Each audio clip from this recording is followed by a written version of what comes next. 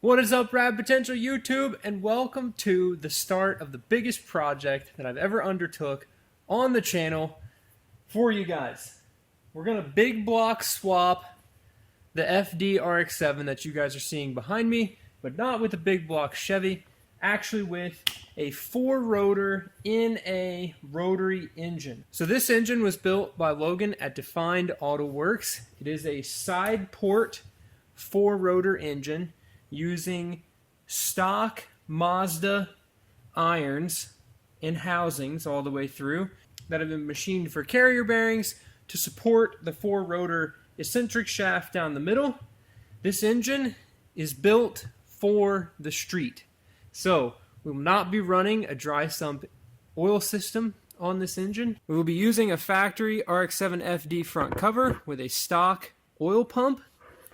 It is a wet sump. And this setup, albeit, is not going to make a whole bunch of horsepower like the turbo four-rotor setups that other people have, or even the crazy NA engines that you see in drift cars or road race cars. This is a tame one. Side port, small ports. Not a whole lot of RPM, but the goal is to make this car a street car four-rotor. So, using the front cover, using that oil pump, allows us to mount a factory air conditioning, a factory power steering. We're going to keep the ABS in the car and try to keep this engine bay looking like this four-rotor could have came in this car from the factory. It is going to have a wraparound ITB intake manifold, so that's going to look pretty trick in aftermarket versus a nice like stock or even this carbon airbox. But for the most part, this engine bay will remain unchanged aside from the four-rotor engine in the middle and fresh paint all the way around. So the horsepower goal for this engine, it should probably make mid 400s horsepower. We're going to utilize the stock FD transmission in its stock location. In addition to stock diff, everything out the back should just be 400 horsepower. Is not really pushing it that hard for stock FD RX7 drivetrain components. So we're going to keep all that stuff in there. We're going to have to move around the air conditioning condenser and the radiator and such. Fortunately, being NA, we won't have an intercooler to have to deal with. But the goal is, like I said, street car FD. So the car we're starting with is a 1994 chased white FD. This is just a touring model, but it has the PPP package, or the preferred performance package, I believe. This car is super mint. Nice little touchscreen radio, stock shifter, shift boot. Seats have been redone, some blue trim on the floor mats.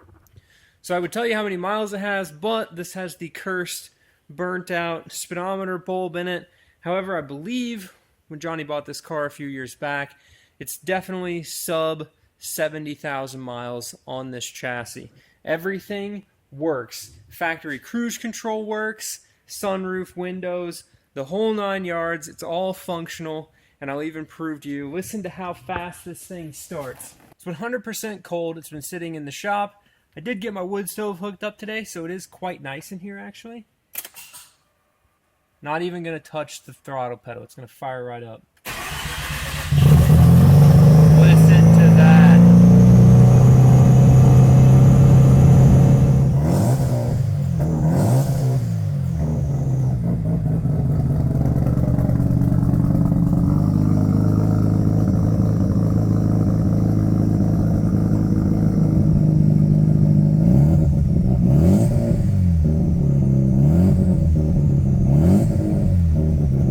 As far as horsepower mods on this car, you can tell it is a little bit louder.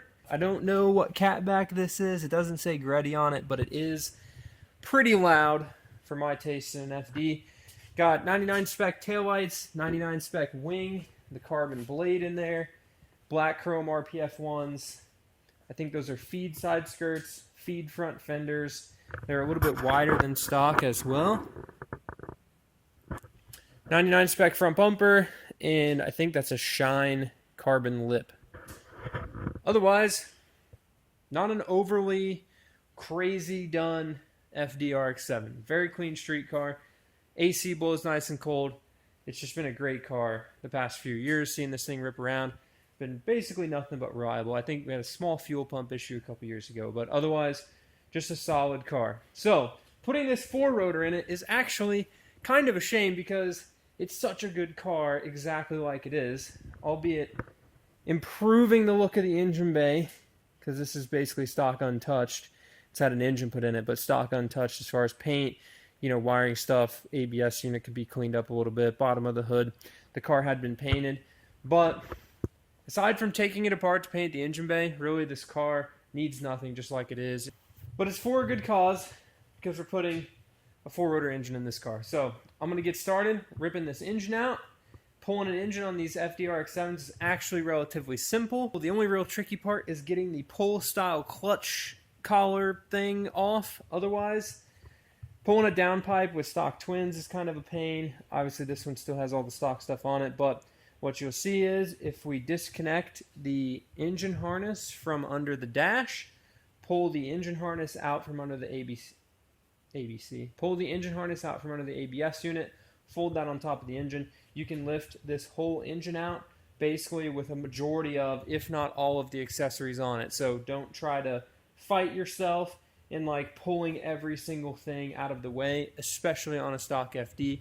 It does get a little bit simpler to do that. So first things first though, we got to get this nice hood out of the way, get a bunch of fender covers and blankets and everything on the fenders of the car and the front bumper.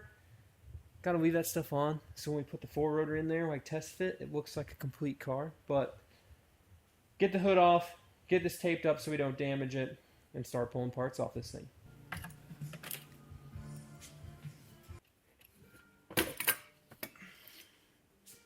Alright y'all, down here under the dash, it can get a little bit confusing when you're trying to pull the engine this way.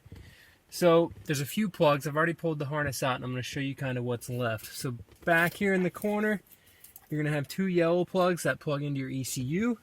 There is a blue plug in that harness.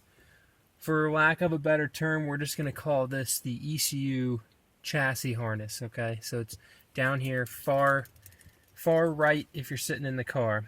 Okay, now also up here is a harness that comes off in the middle. Now this plug right here, this big white plug here can be buried up behind your blower motor box and everything. That's going to be the hardest one most likely for you to unplug. As you keep going down further, this blue male plug here, there's kind of a little jumper harness you're looking at, holding up, plugs into the blue plug on the chassis harness. You can unplug that just to make this a little easier. And this is where this gets confusing. This blue plug, the other end of the jumper deal, or at least as my car has this, actually plugs in to a white plug in the ECU harness. So unplug that, unplug the ECU. This black plug wasn't actually plugged into anything, it was just chilling down there. This white plug here, you can see how close it is to the grommet. That's what makes it hard to get to. Get that unplugged. In order to pull the harness out, if you have ABS, I feel really sorry for you, which I do too, so this kind of sucked, but it is what it is. You're going to want a long screwdriver, like so, and you're going to pry down between these lines and just push on the grommet, just push down on it, and you'll get it started to come out. You kind of push and pry out like that. Once you get the grommet out, if you have everything unplugged and your car isn't like hacked up to smithereens and your engine harness looks nice like this, when you pull this out, it should just come out nice and clean. I'm almost positive when this car went together, based on the condition of the engine harness right here. I know the yellow car that Johnny put together had a new engine harness. I feel like this one might have had one as well, but the charge harness for sure looks new over there. So you get confused when your friends and your projects, you never know what's going on. But anyways, get this unplugged like this. There's a few ancillary things you have to unplug on the driver's side of the car. Disconnect the cruise control, disconnect the throttle cable, bell housing bolts. There's a ground back here on the back of the engine. And then we're going to disconnect the downpipe from the midpipe, but I'm going to try to leave the downpipe attached to the engine because getting to the downpipe bolts, which are down in here, is a royal pain in the butt. So we're going to try to at least, if I have to pull the downpipe once I start lifting the engine out, I will. It'll still be easier to get to. So pop that out. Disconnect your air conditioning lines over here. Make sure you discharge the system. But honestly, if it's an FD RX7, probably don't have working AC anyways. So disconnect the AC lines. You can leave the compressor on, or if you want to keep your AC charged, you can take this power steering belt off, unbolt the compressor from the mount, and leave the compressor inside the car and just hold it out of the way. It kind of gets to be a little tedious lifting the engine out without the AC compressor attached, but just leave that in there, pull the engine out otherwise. So power steering lines, you got to disconnect those, drain your fluids, obviously, bell housing bolts, clutch thing, and it should just lift right out. If whoever owned your car was nice to you and they left the lift points right here and right here on your engine, awesome. Always good to see lift points on the stock FD, because getting down in there to get that stuff bolted up, if it doesn't have the lift points, you might as well just leave the harness connected to the car and pull the upper intake manifold off. And